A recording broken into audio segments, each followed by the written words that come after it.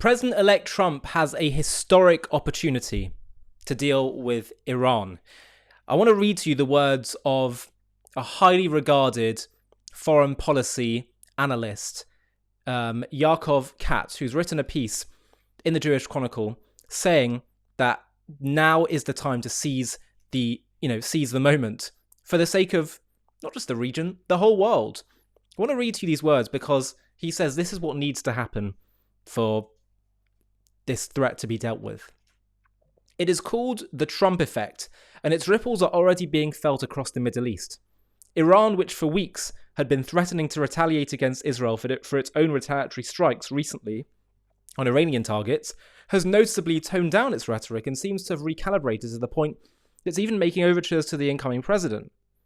Iran's ambassador to the UN met with businessman Elon Musk, a close supporter and confidant of Donald Trump, and at the same time, ceasefire talks between Israel and Hezbollah, Iran's most important proxy, have significantly ramped up.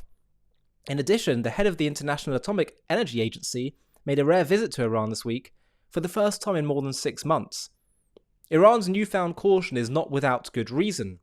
Trump's previous term in office was marked by policies that deeply rattled the regime.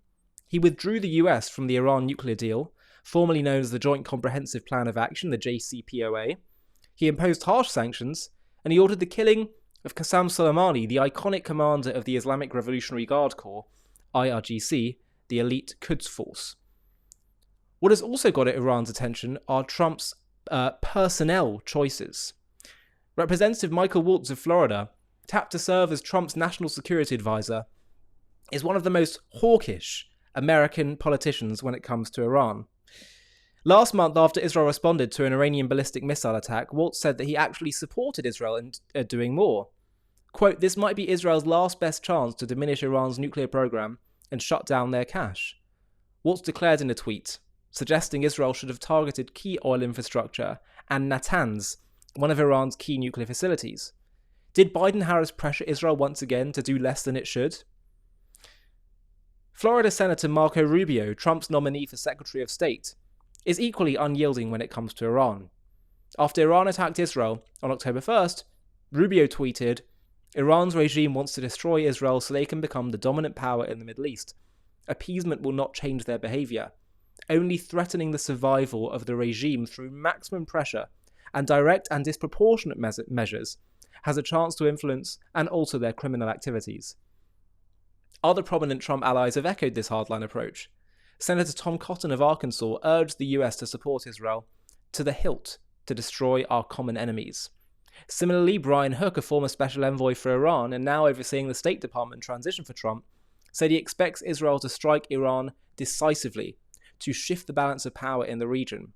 In Hook's words, Israel can and should take such action. Trump's history and his appointments make it clear that his administration will pursue a tough line against Iran. The critical question is, how far is Trump willing to go? During his first term, Trump's administration hoped that withdrawing from the JCPOA and imposing maximum pressure, sanctions would force Iran back to the negotiating table.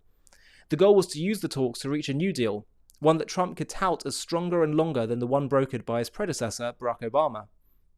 That gamble didn't work, and Iran opted to wait Trump out. After the 2020 election brought Joe Biden to power, US policy shifted back to seeking diplomacy with Tehran. Although Iran rejected Biden's overtures, the Islamic Republic still benefited from a more lenient approach. Some sanction relief was provided, and the pressure on Tehran diminished to the extent that the regime no longer felt seriously threatened. Now, with Trump returning to office, reports suggest he is already preparing executive orders to reimpose crippling sanctions on Iran, particularly targeting oil exports.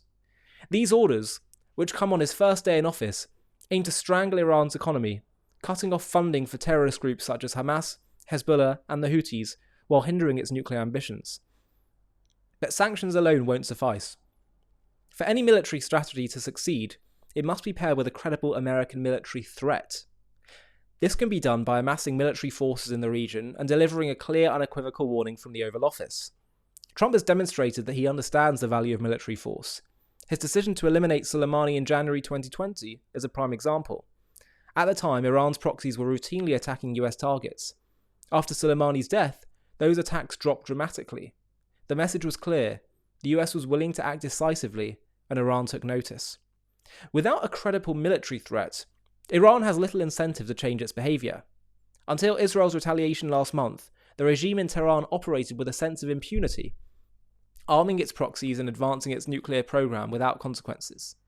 That mindset needs to be dismantled. History shows that military deterrence is possible.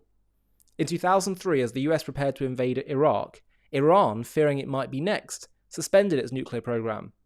What this showed was that when faced with a dilemma, Iran's leadership prioritized survival over its nuclear ambitions and its support for terrorist proxies. This pattern of behaviour is why Iran is hesitating now to use force against Israel, and why it is green-lighting a potential ceasefire between Israel and Hezbollah in Lebanon. It is doing all of this because it is concerned what might happen when Trump takes office. That is leverage that Trump needs to continue to capitalise on to stop Iran. It is an historic window of opportunity that the world cannot afford to miss. That's absolutely right. And you know what? We've seen that kicking the can down the road is simply a path towards disaster. We kicked the can down the road with Hamas in Gaza, and look what happened. Biden as well, they thought they could his administration thought he could kick the can down the road, ease sanctions, try to appease. What did that do? It just gave Iran the ability to fund Hamas more. Probably creating a bit of a direct causal link with October 7th. So Jewish morality is very clear when it comes to people trying to hurt you or kill you. That you don't just have a right, you actually have an obligation to go after them and eliminate the threat. And to anyone that questions that kind of morality, I simply ask, one, what is your alternative? And two, why is it wrong to protect yourself, your people, your family, your nation from an aggressor? I just don't understand it. Well, it causes bloodshed. Well, the moral onus lies on the side of the one attacking. Now, yes, trying to eliminate the threat, if you can do it in non-military ways, great. But you know what the great irony is? The irony is that the more the enemy thinks you are willing to utterly eliminate them and their threat, the less likely they are to attack, as this article suggests. It's counterintuitive. So people think, oh, no, de-escalate, kick the can down the road, appease. Actually, that leads to more bloodshed. Ceasefire now, that means more war. So it's counterintuitive, but actually it works the other way. We realised this decades ago when the term, I think it was President Reagan who coined the term, peace through strength. But the Torah taught this to us long ago. We say every time someone says grace after meals, what's called benching, the Hebrew says, Hashem oz yamo yitain Hashem yivarech es amo v'shalom. God will grant strength to his people, and then he'll bless his people with peace. Peace through strength. It's really that simple. And that's clearly going to be the approach that works. When they think you're serious, when you genuinely mean it, when you say you have a zero tolerance for aggression, that actually tends to be the least bloody outcome. If you want to have zero tolerance for this kind of hostile action, then you need to mean it. Zero tolerance has to mean zero tolerance. And when you have that approach, you actually tend to get zero threats. If you've made it so far in this video, I have a request for you. JTV has been having a really big impact in spreading the truth about Israel and creating positive associations with the Jewish people, Judaism, and Israel. We've really grown a lot, particularly in the last year, and we're having a really significant impact, both for Jews and non-Jews. But I really want to take JTV to the next level so we can start to compete with the other big online media beasts that are often peddling anti-Israel content. And the way we're going to do that is to scale even faster. So I'd love to build a team where we have other presenters doing shows like me. Let's start doing documentaries, supplementary content, animated content, etc., etc. And to do that, I'd like to build a bit of a team. So what we're going to do is we're going to do one fundraising day, just one, where we try and build up some funding in order to fund such a team. Now, to do that, it's going to obviously require people to get involved. And I'm wondering if you would consider if you're watching JTV content and appreciate what we do and want to help partner with us in taking this to the next level and spreading the truth farther and wider than ever before, I wonder if you'd consider partnering with us simply by running a mini page on the fundraiser that we do, where you just reach out to your contacts on that day that we choose to fundraise and see if they'll all chip in.